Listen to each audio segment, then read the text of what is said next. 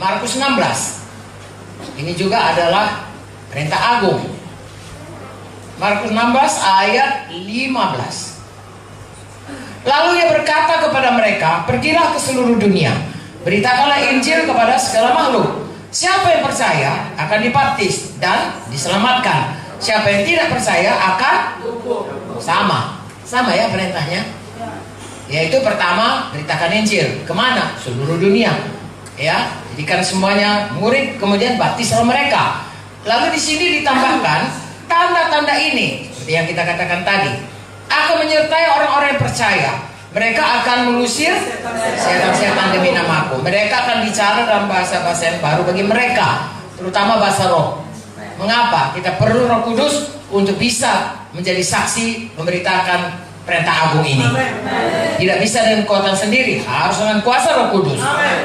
Lalu dikatakan lagi di sini, mereka akan memegang ular dan sekalipun mereka minum racun maut, mereka tidak akan mendapat celaka. Mereka akan meletakkan tangannya atas orang sakit dan orang itu akan sembuh. Inilah tandanya. Kita sudah praktekkan semalam. Amin. Dan seterusnya, bukan cuma semalam, seterusnya. Ya kan Pak Pendeta? Amin. Haleluya. Sesudah Tuhan Yesus bicara demikian kepada mereka, berangkatlah ia ke sorga, lalu duduk di sebelah kanan Allah. Ayat 20. Mereka pun pergilah memberitakan Injil ke segala penjuru, dan Tuhan turut bekerja dan meneguhkan firman itu dengan tanda-tanda. Dari malam kita lihat begitu banyak orang yang sembuh. Haleluya. Bebas. Amin. Selamat. Amin. Dan kalau ini jadi, maka kita punya banyak anak. Amin. Dan itu saudaraku memberikan upah yang kekal di sorga. Selain kita memenuhi bumi, Tuhan berkata saudaraku bahwasanya itulah mahkota kemegahan bagi kita. Ada banyak mahkota. Nanti kalau kita di Yerusalem ada mahkota kehidupan, mahkota kebenaran, mahkota kemegahan, mahkota yang fun. Saudaraku, nanti Bapak Gembala akan menerangkan sama saudara supaya kelak kita boleh saling mengagumi mahkota kita. Haleluya. Saudara, saya tidak berkata negatif, tapi saya justru berkata positif. Kalau kita kumpul uang kita di sini, kita bangun rumah baik-baik, besar-besar, nanti tinggal sama Antikristus. Begitu sangkakala bunyi, Tuhan Yesus datang, maka kita terangkat, tinggal semuanya itu. Halo? Deposito kita tinggal semuanya. Tuhan bilang, biarlah kita cerdik, pakai semuanya untuk kerajaan surga. Karena seberapa kita pakai, itu sudah didepositokan di surga. Itulah menjadi harta kita yang kekal, yang tidak bisa dimakan gengar. Bagus kita semuanya, saudaraku, diberkati Tuhan. Pakai itu untuk memberkati orang lain, pakai itu membangun kerajaan surga. Haleluya. Lalu kita akan melihat saudaraku, bagaimana kita selama kita di dunia ini, kita bisa dipakai Tuhan untuk membawa sebanyak-banyaknya orang ke dalam kerajaan surga. Haleluya. Saya dan saudara, Kisah 1 ayat 8 berkata supaya kita dipenuhkan Roh Kudus untuk itu. Ya, Yerusalem, Judea, Samaria sampai ke ujung bumi. Ya, Lubuk Linggau saudaraku, Sumsel saudaraku, Sembasta, kemudian Sumatera, Jawa, Indonesia, ya, Asia, sampai seluruh dunia. Tidak ada yang mustahil, saudara. Saudara siapkan diri saudara, lengkapi diri saudara. Tuhan akan membawa saudara setiap perkara kecil kepada perkara yang besar. Amin, saudaraku. Jadi prakteknya ini seperti tadi malam, saudaraku, kita KKR, ya. Sebenarnya kalau cerita-cerita gini nggak siap-siap ini sampai kapanpun. Tapi ini yang simpel saja untuk saudara bisa praktekkan ke tahun depan. KKR tadi malam, ya. Ada berapa banyak jiwa baru? Kira-kira 300-an, ya. Tentunya tiap-tiap saudara punya jiwa-jiwa itu. Ya, sebaiknya saudaraku langsung di follow up. Saya dokter anak, kami punya namanya kematian, ya. Kematian bayi 24 jam pertama, kematian bayi minggu pertama, kematian bayi bulan pertama, kematian bayi tahun pertama, kemudian ada batita, ada balita, dan kemudian remaja. Nah, saudaraku, semakin muda itu, semakin mudah dia mati. Mengapa? Karena dia tidak punya daya.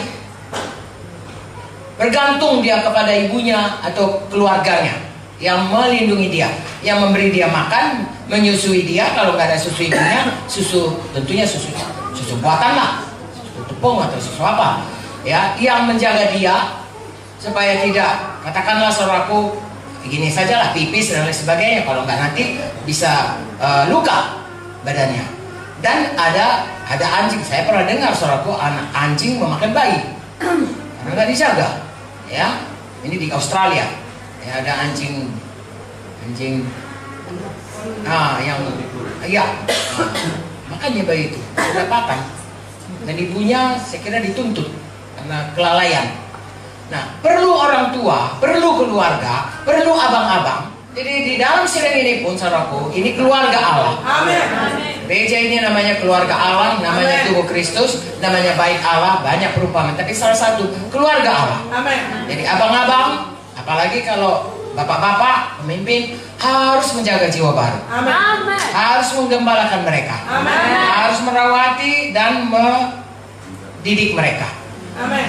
Sama seperti bayi lah, seperti saya katakan tadi. 24 jam pertama sebenarnya harus kita kunjungi, karena dia mulai dapat tekanan.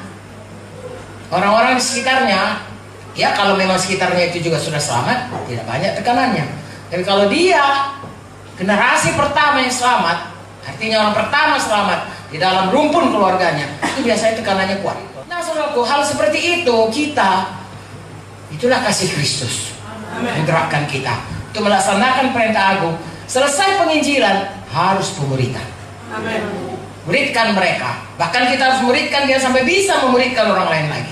Amin. Di hari pertama, paling tidak saudaraku, untuk hari KKS berikut. Ini kan hari Rabu ya. Kapan KKS saudara? Mungkin hari Kamis. Kalau tidak, mungkin minggu depan.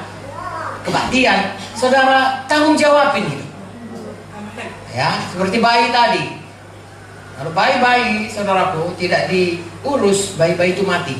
Bahkan kalau pengalaman kami di kedokteran itu, bayi-bayi walaupun dikasih makan tapi tidak digendong, tidak didekat, mati juga.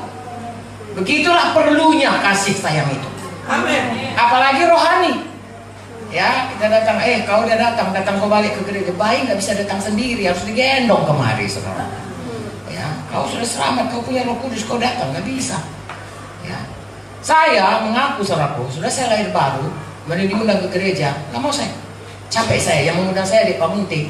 Ya, saya selamatnya di Jakarta, seperti saya saksikan itu. Lalu saya balik ke Medan, lalu diajaknya saya ke gereja.